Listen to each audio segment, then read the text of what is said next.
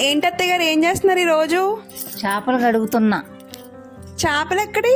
మావయ్య గారు తీసుకొచ్చారు. ఆహా, మావయ్య గారికి ఈరోజు ఏం వేసి కడుగుతున్నారు చెప్తారా ఒకసారి?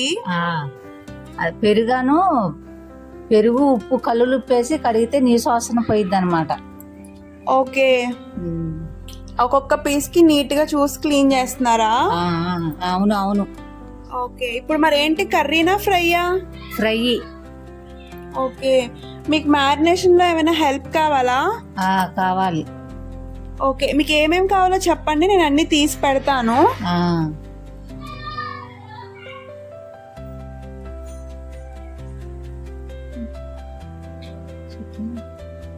కొంచెం సాల్ట్ అయ్యి సరిపడా, కారము, పసుపు, అల్లం వెల్లుల్లి పేస్ట్. ఓకే, ఇక్కడ నేను పక్కన ప్లేట్ లో పెడుతున్నాను. ఉప్పు కారం పసుపు చూడండి సరిపోతుందో లేదో. సరిపడానే వేస్తున్నాం. ఇప్పుడు ఏం చేస్తారు, ఇది ఒక్కొక్క ముక్కకి పట్టేలా కలిపి ఫ్రై చేస్తారు అంతేనా? కొంచెం కారము ఉప్పు పసుపు అల్లం వెల్లుల్లి పేస్ట్ కార్న్ఫ్లవర్. కార్న్ఫ్లవర్ క్రిస్పీనెస్ కోసం అంతే కదా? అంతే. ఇక్కడైతే వేయడం అయిపోయింది. అయితే వాటిని అన్నిటిని కూడా కలుపుకోవాలి ఫస్ట్.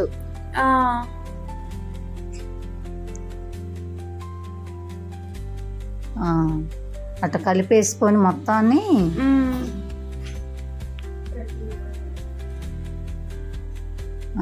అన్నీ కలపాలన్నమాట.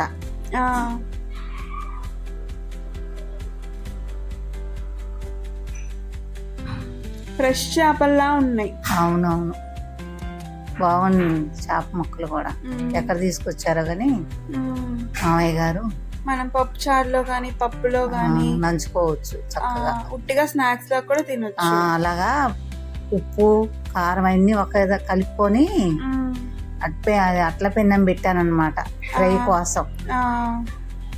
ఎందుకు? ఆయిల్ తక్కువ కోసం. ఆయిల్ తక్కువ పట్టిద్ది, ఎండాకాలం కదా. ఎంత ఆయిల్ తక్కువ తింటే అది మంచిది అనమాట. కళ్ళకు కూడా చాలా మంచిది.